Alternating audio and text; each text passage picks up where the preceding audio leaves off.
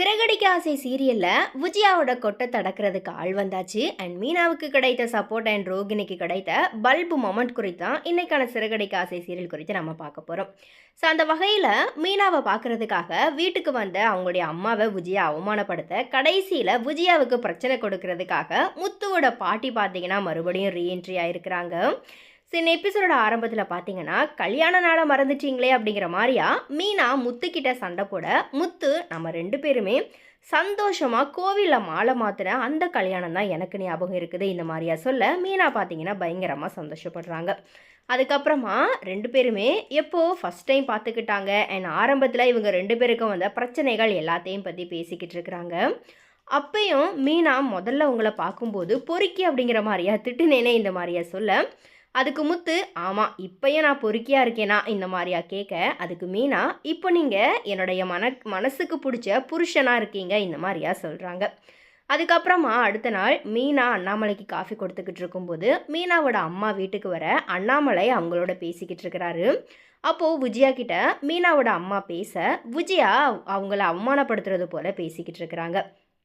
அந்த நேரத்தில் ஸ்ருதி தன்னோட ரூமில் இருந்து வெளியே வந்ததும் மீனாவோட அம்மா ஸ்ருதி கிட்ட நல்லா விசாரிக்க அதுக்கு ஸ்ருதி நீங்கள் அன்னைக்கு கொண்டு வந்த முறுக்கு கொண்டு வந்தீங்களா இந்த மாதிரியா கேட்டு வாங்கி சாப்பிட விஜயா இதெல்லாம் சாப்பிடாத இவங்க என்ன எண்ணெயில் செஞ்சாங்களோ இந்த மாதிரியா சொல்ல அதுக்கு ஸ்ருதி அவங்க எல்லாம் நல்ல எண்ணெயில் தான் செஞ்சுருப்பாங்க, கடையில் வாங்கி சாப்பிட்றத விட வீட்டில் செஞ்சதை சாப்பிட்றது தான் நல்லது அப்படிங்கிற மாதிரியா பதிலடி கொடுக்குறாங்க விஜயாவுக்கு.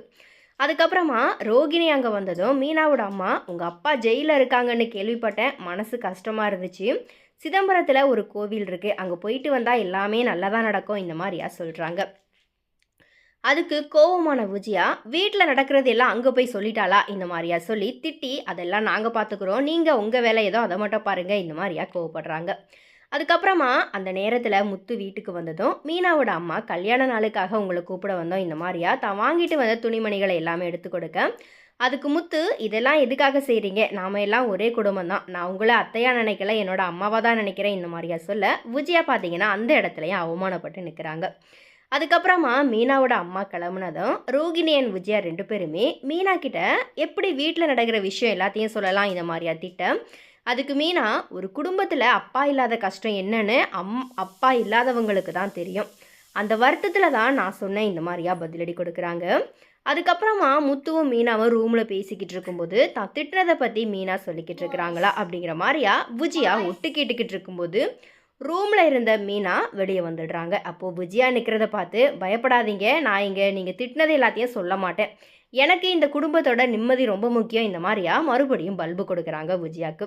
அதுக்கப்புறமா முத்து மீனாவுக்காக ஒரு கிஃப்ட் வாங்கிட்டு வந்து அண்ணாமலையையும் விஜயாவையும் நிற்க வச்சு அவங்களோட காலில் விழ போகும்போது அங்கே முத்துவோட பாட்டி வீட்டுக்கு வர முத்து ஓடி போய் பாட்டியை தூக்கி சுற்றுறாரு.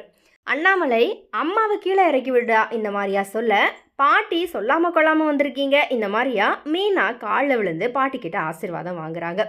அதுக்கு விஜயாவும் அதானே அத்தை திடீர்னு வந்திருக்கீங்க நீங்கள் வரதை சொல்லலையே இந்த மாதிரியா கேட்க அதுக்கு விஜயா உன்கிட்ட சொல்லி சம்மதம் வாங்கிட்டு தான் நான் வரணுமா இந்த மாதிரியா கேட்க அப்படியெல்லாம் இல்லை அத்தை இந்த மாதிரியா விஜயா சொன்னது உன் அக்கறை பற்றி எனக்கு நல்லாவே தெரியும் இந்த மாதிரியா பாட்டியும் விஜயாவுக்கு பதிலடி கொடுக்குறாங்க. ஸோ இப்படியா இன்னும் எபிசோடு வந்துட்டு முடியுது. ஸோ நாளைக்கு என்ன நடக்க போகுது அப்படிங்கிறத நாளை வீடியோவில் நம்ம பார்க்கலாம்.